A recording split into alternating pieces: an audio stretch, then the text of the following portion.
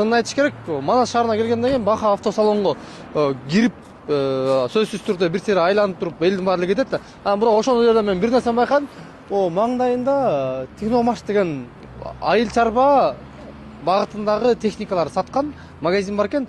Силерге ичинде баягы кызыктуу нерселер бар, көрсөтүп берейин мен силерге. Эң эле баштаганда бул жакта чоң помещенияларды жылыта турган жылытуучу аппарат.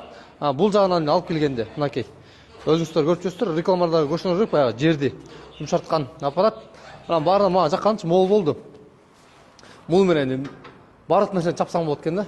Баягы айылдагы байкелерге, жана жери ылдый өйдө болгон трактор кирбеген жактарга ушуну колдонсо болот экен, тоо беттерге. Андан тышкары дробилканын түрү бардыгы бар экен. Мынакей станоктун түрү, кааласаңыздар, жыгач кескенге каалагандай.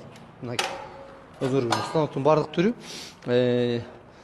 Анан моголуну карабайсыздарбы? Азыр баягы сүт багытында жакшы уйларды кармап атпайсызбы? Барыбыз да келечи, анан маны саап, бир 3 үй болсо деле, 2 үй, 3 үй болсо деле, маны эртең менен кечинде саап туруш деле чын айтканда кыйын болсо, мына көрдүңүздөрбү? Ушундай уй саай турган аппараттын түрү менен бар экен бул жактачы. Анан эң сонун окат мына. Өзүңүздөр билгендей. Бул оорбай. Түрү кааласаңар кичинекей, чоңу, мына кең кымындай керек болсо. Ушундан бери бар экен. Бул жакта скутер бүт бар. Болгон түр. Бул кичинекей балдарыңыздарга баягы тоого, айылга, тың жүрөм десе кичинекей балдарыңыздан баштап чоң өзүңүзгө чейин алып алсаңыз болот экен да.